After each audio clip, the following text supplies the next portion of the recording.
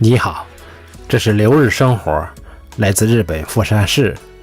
今天我们一起做一个调理肺的锻炼。举个例子，比如咳嗽。什么时候咳嗽最严重呢？就是晚上的时候，大约9点左右，咳嗽最严重。肺经最活跃的时间是早上7点到9点。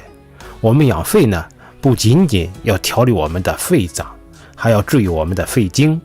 那在今天就做一个按摩的方法，拍打我们肺经进行调理，然后呢，对我们的肺脏也是一个很好的强壮作用。具体如何来做呢？两脚岔开，一只手伸直，肺经在胳膊的内侧，从腋窝开始。我们要做的就是拍打它，用力的拍打。随着我们的拍打呢，越来越加重我们的力量。肺经在大拇指这里，所以重点就拍大拇指。每天呢可以拍到3到5分钟，但是这是一只胳膊的时间，2个胳膊都要拍打。